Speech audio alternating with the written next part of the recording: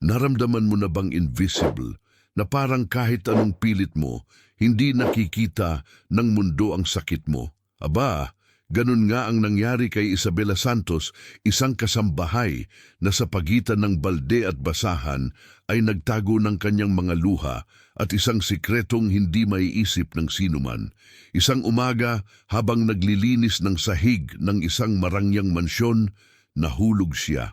Pero hindi lang katawan niya ang bumagsak, kaluluwa niya. Ang tila isa pang ordinaryong araw ay naging trigger para sa isang emosyonal na kaguluhan na napakatindi na kahit isang soap opera ay hindi maglalakas loob na magdrama nito ng ganoon. Ang milyonaryo na si Artur Montenegro, na hanggang noon ay namuhay ng isang hitsura at kaginhawaan, ay natagpuan ang kanyang sarili na nakaharap sa isang bangin. Ang babae na kanyang itinapon ilang taon na, ang nakalipas ay nasa harap niya ngayon, nawasak na ang kanyang puso ay wasak. At may isang anak na hindi niya alam na mayroon siya. Ang eksena ay karapat-dapat sa isang pelikula. Luha sa marmol, isang inosenteng bata at isang nakaraan na nagbalik na parang avalanche. Ngunit ano ang gagawin mo kapag ang nakaraan ay kumakatok sa iyong pintuan sa lakas ng kasalukuyan? At kapag ang nakaraan ay may berdeng mga mata na kapareho ng sa iyo? Ito ay hindi lamang isang kwento tungkol sa pag-ibig at panghihinayang. Ito ay tungkol sa nasirang tiwala, hindi pagkakapantay-pantay ng lipunan, at ang halaga ng pangalawang pagkakataon. At oo, kahit isang simpleng ice cream ay maaaring maging simbolo ng pagmamahal at pagtubos. Humanda sa pag-dive sa isang kwentong nagpapaisip, nagpaparamdam at maaaring magpatawad pa. Dahil kapag totoo ang pag-ibig, kayang tiisin kahit 7 taong pananahimik. Ang buhay ni Isabela Santos ay hindi kailanman naging isang kama ng mga rosas. Ngunit noong araw na iyon, tila mas malamig ang sahig ng mansyon kung saan siya nagtatrabaho. Ang parehong bahay kung saan siya nag-scrub ng makintab na sahig ay balintuna, ang setting para sa isang nakaraan na pinilit niyang kalimutan. Sa mata ng iba, isa lang siyang kasambahay, ngunit naroon sa loob ng uniforme na iyon ay isang babaeng sinusubukang hawakan ang mga piraso ng kanyang sarili habang ang mundo ay pilit na gumuho. At hindi lang ang bigat ng balde ang nagpapagod sa kanya, ang bigat ng kasaysayang dinadala niya. Sa edad na 28, nakaranas na si Isabela ng mas maraming pagkawala kaysa sa naranasan ng maraming tao sa buong buhay. 7 taon na ang nakalilipas, iniwan niya ang Montenegro Construcciones na may wasak na puso at durog na dignidad. Mula noon, ginampanan na niya ang responsibilidad sa pagpapalaki kay Miguel, ang kanyang anak na isinilang mula sa pag-abandona ng mag-isa. Naglinis, nagluto, at ginawa niya ang imposible sa maliit na kinita niya nang hindi nagrereklamo. Ngunit sa loob, siya ay isang ipo-ipo, isang kahungkagan na kahit ang ngiti ng kanyang anak ay hindi kayang ganap na punan. Ang trabaho ay mahirap, oo. Ngunit walang kumpara sa sakit na nakalimutan. Ang nakakapagtaka ay kahit sa gitna ng sobrang sakit, nagpatuloy si Isabela. Ayaw niya ng awa, gusto niya ng respeto, gusto niya ng dignidad. Gusto lang niya ng pagkakataong makahinga nang hindi nararamdaman na anumang oras ay may makakakrush na naman sa kanya. Kumapit siya sa kanyang pananampalataya at pagmamahal kay Miguel na parang isang taong nakakapit sa tabla sa gitna ng pagkawasak ng barko. At naroon siya, nililinis ang bahay ng pamilyang Montenegro, ang parehong nagbura ng kanyang pangalan sa nakaraan. Hanggang ang tadhana kasama ang pino nitong kabalintunaan ay nagpasya na ibalik siya sa mata ng bagyo. Hindi lang nakita ng mga mata ni Isabela Santos, nakita niya kasama ang kanyang kaluluwa. Kaya naman, sobrang sakit na makita ang mundo sa paligid niya na nagsisimulang maglaho sa mga madilim na lugar na dahan-dahang kumakalat tulad ng mga gutom na anino. Ang diagnosis ay isang suntok sa tiyan, macular degeneration. 3,000 reais bawat iniksyon. isa bawat buwan, magpakailanman. Parang nakarinig ng isang sentensya ng pagkabulag na nilagdaan ng malamig na bureaucratic rigor. Paano niya mababayaran yon sa pamamagitan ng paglilinis ng mga bahay para sa minimum na sahod? Kailangan niyang pumili sa pagitan ng makita o pagpapakain sa kanyang anak. Ngunit sinubukan niya. Hinanap niya ang isus, humarap sa tila walang katapusang mga linya, gumugol ng maraming oras sa malamig na mga pasilyo, naghihintay ng isang himala na hindi dumating. Bawat bumalik sa loob ng 6 na buwan ay parang bagong saksak. At gayunpaman, nagpatuloy si Isabela. Kunwari, nakakakita ng maayos, dinadama ang lupa para hindi mahulog. Ang pagkawala ng kanyang paningin ay hindi lamang pisikal, ito ay simboliko. Nawawalan na siya ng kontrol sa sarili niyang buhay, sa maliliit niyang kalayaan, sa kakayahang protektahan si Miguel nang hindi umaasa sa sinuman. Ang pag-iingat ng sikretong ito ay isang pagkilos ng kaligtasan. Hindi niya maaaring ipaalam sa sinuman, lalo na kay Arthur Montenegro. Kung natuklasan ng lalaking iyon ang kanyang kahinaan, maaari niyang gamitin ito laban sa kanya. Maaari niyang subukang kunin si Miguel at hinding-hindi niya iyon papayagan. Kaya naman, kahit malabo ang mga mata, ay nanatiling nakataas ang ulo. Dahil ang pagkawala ng kanyang paningin ay nakakatakot. Ngunit ang pagkawala ng kanyang anak, iyon ang magiging katapusan at handa siyang itago ang sakit hanggat kaya niya, hanggat kaya ng katawan at puso niya.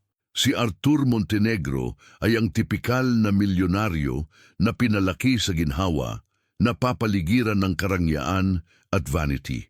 Hanggang sa sandaling iyon, naniniwala siyang nasa ilalim niya ang lahat, karera, katanyagan, kababaihan. Ngunit ang kailangan lang niyang gawin ay tingnan si Isabela Santos na nakaluhod sa sahig, luhaan ang mga mata at pira-piraso ang dignidad para bumaliktad ang mundo niya. May kung ano sa eksenang iyon na ikinagulat niya. At doon, sa sahig na basa ng bleach at lumang luha, nakita niya si Miguel sa unang pagkakataon. Isang 6 na taong gulang na batang lalaki na may parehong berdeng mga mata na nakita niya sa salamin. Ang pagkabigla ay kaagad. Hindi alam ni Arthur na mayroon siyang anak. Parang isang slow motion na pelikula ang alaala ng gabing yon kasama si Isabela, 7 taon na ang nakalipas.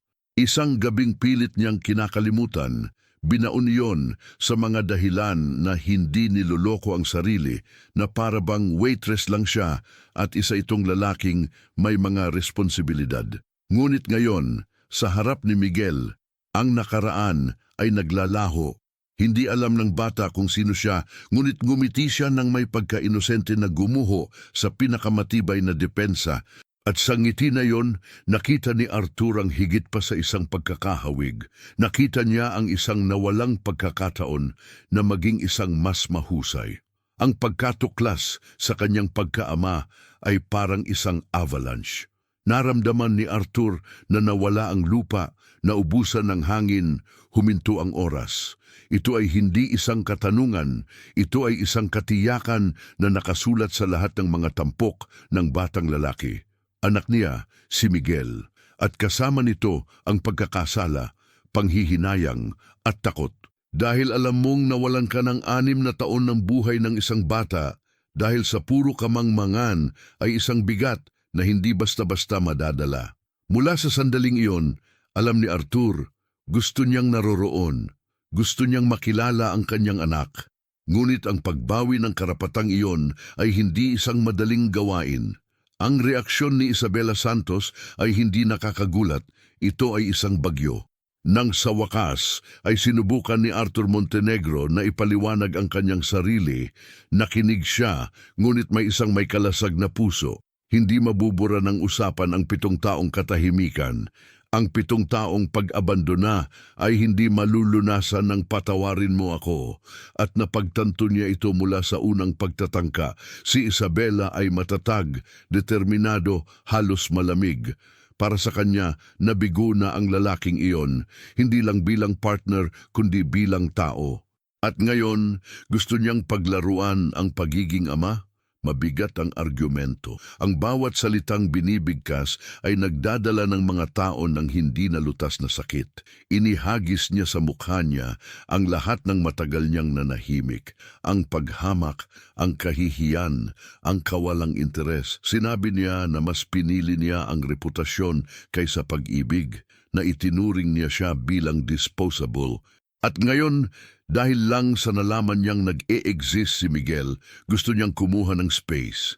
Si Arthur, na nilalamon ang kanyang pagkakasala, ay sinubukang ipagtanggol ang kanyang sarili. Ngunit ang bawat pagtatalo ay nilamon ng isang nakaraan na sumisigaw ng mas malakas. Hindi handang makinig si Isabela, higit na kaunti ang magpatawad. At hindi lang ito tungkol sa kanya, tungkol ito kay Miguel. Tungkol sa takot na makita siyang lumikha ng mga bono at pagkatapos ay iwanan tulad ng kanyang ina. Ayaw niyang maranasan ng anak niya ang pinagdaanan niya. At kahit anong sabihin ni Arthur na nagbago na siya, na gusto niyang gampanan ang papel bilang ama, hindi natinag si Isabela dahil kapag nasira ang tiwala, hindi sapat ang pagnanais. Kailangan mong itayo itong muli at ang muling pagtatayo, aking kaibigan, ay nangangailangan ng oras, patunay, presensya at maraming pasensya. Ang hindi pa alam ni Arthur ay ang daan pabalik ay mangangailangan ng higit pa sa magagandang salita. Si Donna Rosa ay palaging bato ni Isabela Santos. Nang tumalikod ang mundo, siya ang umabot. At sa kwentong ito na puno ng mga galos, ang figura ng proteksyon na ina ay nagningning ng may mapayapa na lakas. Nang dumating si Isabela sa bahay na wasak, si Donna Rosa ang naglagay ng sitaw sa apoy at ang puso ng kanyang anak sa kanyang kandungan. Sa karanasang mga mata ng isang taong nabuhay sa maraming karanasan, hindi siya nanghusga, nakinig lang siya. Dahil alam ko na kung minsan, ang pinakamahusay na payo ay ang katahimikan na tinatanggap mo. Naiintindihan niya na walang katulad ang bigat ng pagiging babae, single mother at katulong. Mag-isa niyang pinalaki si Isabela na may maliit na pera at maraming determinasyon. Kaya naman nang marinig niya ang pangalang Arthur Montenegro, nanginginig ang kanyang kaluluwa. Alam niya kung gaano niya nasaktan ang kanyang anak. Gayunpaman, sa pagitan ng luha at galit, nakahanap siya ng puwang para sa empatiya. Anak, bawat lalaki ay nangangailangan ng ama, maingat niyang sabi.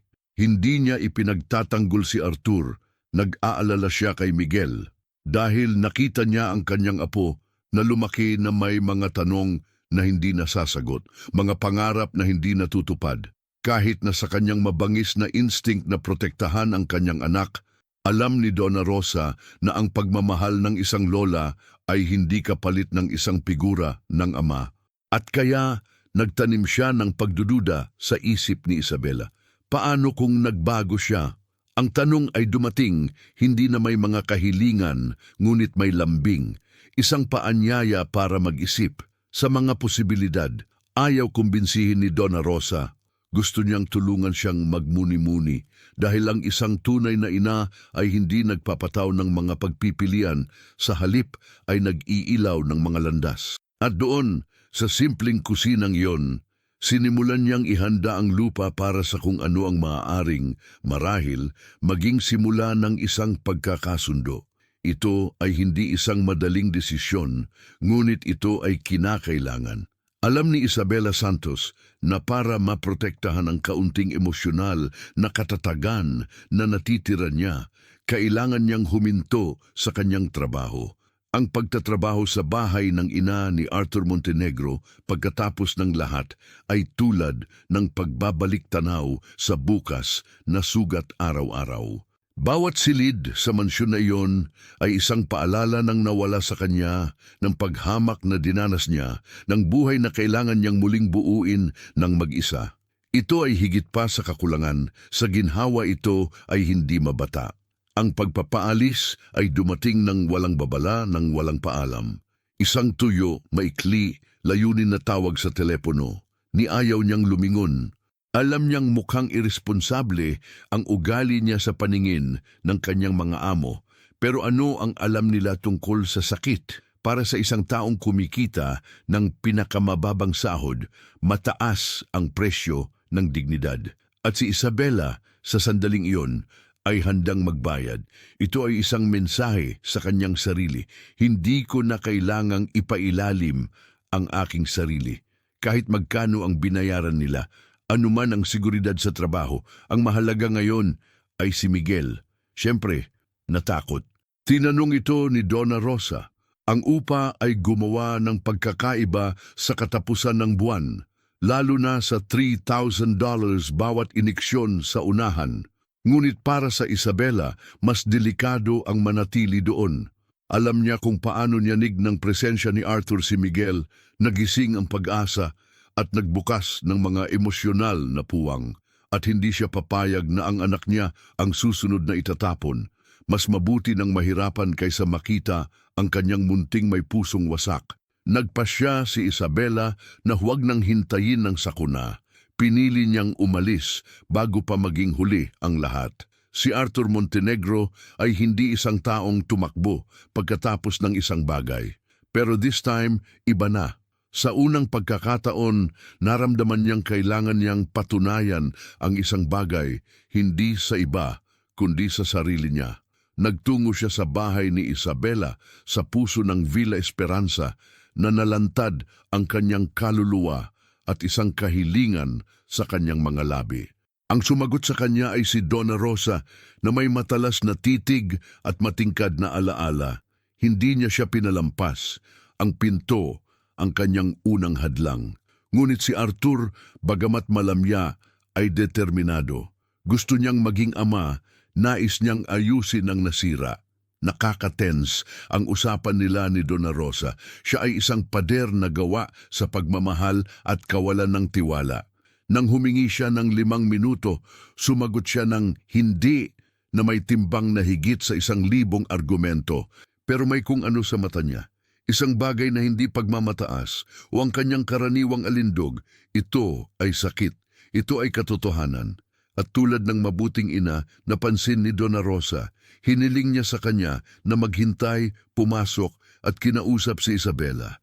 Nakakasakit ng damdamin ang talakayan sa loob. Proteksyon laban sa pagtubos, instinct laban sa pangalawang pagkakataon. Ang sagot ay negatibo. Muli. Ngunit sa pagkakataong ito, tinanggap ito ni Arthur sa katahimikan. Nakayuko ang ulo at nadurog ang puso. Hindi naman siya nagkagulo, hindi siya sumigaw. Iniwan lang niya ang kanyang numero kung sakaling nagbago ang isip niya isang araw. At umalis siya nang hindi nalalaman na doon mismo sa balkonahing iyon nagsimula na ang binhi ng personal na pagbabago. Dahil ang pagkilala sa iyong pagkakamali ay nasa kalagitnaan ng pagiging mas mabuting tao. At siguro, napansin din iyon ni Isabela. Sino ang mag-aakala na ang ice cream ay maaaring gawin ito? Ngunit doon, sa maliit na tindahan ng sorbetes sa kapitbahayan na iyon, naabot ni Arthur Montenegro ang hindi maaaring makamit ng hindi magagandang pananalita. Ang tiwala ni Miguel, ang batang lalaki na may mga mata na nagniningning sa kagalakan at ang bibig na may batik ng tsokolate ay nagsalita kay Arthur na parang mga matandang kaibigan. Ipinakita niya sa kanya ang kanyang mga bagong sneaker. Nagkwento tungkol sa paaralan at nagkwento tungkol sa mga drawing na ginawa niya. Kabilang ang isa sa kanyang haka-haka na ama. At si Arthur, na nakikinig sa bawat salita, ay naramdaman ang pagdurog ng kanyang puso at pagkatapos ay muling buuin ang sarili sa loob ng ilang segundo. Si Isabela naman ay pinagmamasdan ang lahat ng may maasikasong mga mata. Isang regalo ang makitang masaya ang kanyang anak at pakiramdam na espesyal. Ngunit kasabay ng lambing ay ang takot. Ang takot na ang bono ay lalago, ngunit maputol lamang muli. Nang hiningi ni Miguel ang ice cream at nag-alok si Arthur na magbayad, nag-alinlangan siya. Ito ay isang simple, halos nakakalokong kilos, ngunit puno ng kahulugan. Alam niyang nahaharap siya sa isang mapagpasyang sandali. And that day, For the first time, she let herself give in. Minsan lang, she said. Habang tinatakpan ni Miguel ang sarili sa tsokolate, natuklasan ni Arthur na ang pagiging ama ay hindi tungkol sa biology o status. Ito ay tungkol sa presensya. Ito ay tungkol sa pakikinig, paglalaro, pagbabahagi ng katahimikan. At nakakagulat, ang batang lalaki ang nagturo sa kanya nito. Walang lecture, walang pressure, isang simpleng imbitasyon lang. Gusto mo ba akong maging kaibigan? Ang pinaka-disarming tanong sa mundo. At ang sagot na sinabi ng may lubos na katapatan ay nagsimula sa kung ano ang maaaring muling pagtatayo ng isang kwento. Sa pagkakataong ito ay may tunay na pagmamahal. Alam ni Isabela Santos na darating ang sandaling iyon, ang sandaling hindi na maitatago ang katotohanan. Habang naglalaro si Miguel, lumayo sila ni Arthur Montenegro sa ice cream shop para mag-usap. Ang mood ay tense, ngunit mayroon ding isang mahiyain na pag-asa sa hangin. Binuksan ni Arthur ang kanyang puso. Sinabi niya kung gaano niya pinagsisihan ito, ang takot na naramdaman niya na mawalan ng pagkakataon na maging isang mas mahusay. Ngunit noong binanggit niya ang isang bagay, nakakaunti lamang ang makakapansin, ang paraan ng pagkurap niya, ang pakiramdam niya sa lupa, na naunawaan niya, nakita niya ang hindi nakikita ng iba. Hindi na ito maitago pa, ibinagsak ni Isabela ang bomba, nabulag siya. Macular degeneration, 3,000 reais bawat iniksyon. At siya, nag-iisa na may sweldo ng isang kasambahay, ay hindi kayang bayaran ito. Ang pag-amin ay dumating na napuno ng luha, ngunit hindi sa awa. Ayaw niya ng mga handout, gusto niya ng dignidad, gusto niyang ipagpatuloy ang pagiging isang ina. Aktibo, kasalukuyan, may kakayahan, ngunit nanalo ang sakit, nilalamon ang kanyang paningin at ang kanyang mga pagkakataon na mapanatili ang kontrol sa kanyang sariling buhay. Agad na tugon ni Arthur. Walang pag-aalinlangan, nangako siyang babayaran ng lahat ng injection, bawat buwan, hanggat kailangan, hindi dahil sa obligasyon, kundi dahil sa pagmamahal.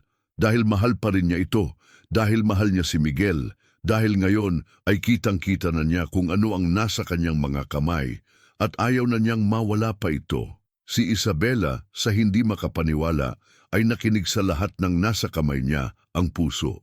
Kung tutuusin, hindi na bago ang pakikinig sa mga pangako, pero ang makitang lumuhod ng damdamin, ang lalaking nanakit sa kanya at humihingi ng pagkakataon na alagaan siya, bago iyon. At nakakatakot talaga. Pagkatapos ng labis na sakit, mahirap paniwalaan na ang pag-ibig ay maaaring ipanganak muli. Ngunit kung minsan, lumilitaw ito sa disguise, sa isang shared ice cream, sa isang taus-pusong tingin, sa isang tahimik na kilos. Gabi-gabing puyat si Isabela Santos sa pag-iisip. Ito ba ay nagkakahalaga ng pagkuha ng isa pang panganib? Natatakot siya. Takot na buksan ang kanyang puso at ma-disappoint na bigyan ng ama ang kanyang anak at pagkatapos ay panoorin itong umalis. Pero sa tuwing nakikita niyang nakangiti si Miguel sa tabi ni Arthur, may lumalambot sa loob niya. At ang isang bagay ay may pangalan, pag-asa. Nakita ang personal na pagbabago ni Arthur Montenegro. Hindi lang usapan. Nagpalipas siya ng gabi sa pag-aayos ng mga ulat, konsultasyon at sigurong pangkalusugan. Nakipaglaro siya kay Miguel na para bang pinaglalaruan niya ang sarili niyang kapalaran. Sinusubukang isulat muli ang nakaraan hanggang sa kasalukuyan at maging si Donna Rosa na kanina pa matigas ay nagsimulang makakita sa kanya ng ibang lalaki, isang tao na sa wakas ay nakaunawa sa halaga ng salitang pamilya. Hindi na lang siya ang malayong milyonaryo. Ngayon siya ang ama na nagsalansan ng mga piraso ng puzzle at naghuhugas ng pinggan kasama ang kanyang anak. Sa wakas ay pinayagan na ito ni Isabela, kaunti bawat araw. Hinayaan niyang magbayad si Arthur para sa unang iniksyon. Pagkatapos ay hinayaan niya itong ihatid si Miguel sa paaralan. Ang takot ay hindi nawala, ngunit ito ay nabawasan. Dahil minsan ang pag-ibig ay kailangang matutunang muli. Kailangan mong masuri sa pagsasanay. At doon, sa simpleng bahay na iyon sa Villa Esperanza, isang bagong kwento ang isinilang. Hindi perpekto, pero totoo. Ginawa ng pagpapatawad, ng presensya, ng mga pagkakamali na naging tulay. Dahil sa huli marahil ang muling pag-ibig ay ang pinakadakilang gawa ng katapangan. Paano kung ikaw iyon? Kung may bumalik sa nakaraan mo na nasaktan ka at sinabing nagbago na sila, maniniwala ka ba sa kanila? O protektahan mo ba ang iyong puso tulad ng isang taong nagpoprotekta sa isang nasirang kastilyo? Ang kwento ni na Isabela Santos at Arthur Montenegro ay hindi lamang isang kwento ng pag-ibig at pagpapatawad. Ito ay isang paanyaya para mas matapang nating tingnan ang sarili nating mga relasyon. Pagkatapos ng lahat, ilang beses natin isinara ang mga pinto dahil sa takot na muling mabuksan ang mga sugat nang hindi na pagtatanto na ang ilan sa mga pintuan na ito ay maaaring humantong sa paggaling? Binibigyan mo ba ng pagkakataon ang mga karapat-dapat na patunayan na nagbago na sila o nagtatago ka sa likod ng baluti na gawa sa mga lumang sakit?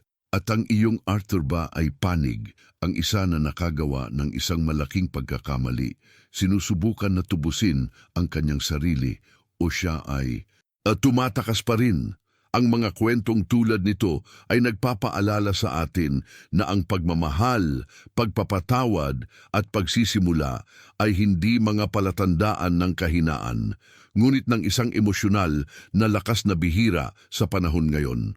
Kung ang kwentong ito ay nakaantig sa iyong puso at nakapagmuni-muni sa iyo, mag-subscribe sa channel at i-on ang mga notification.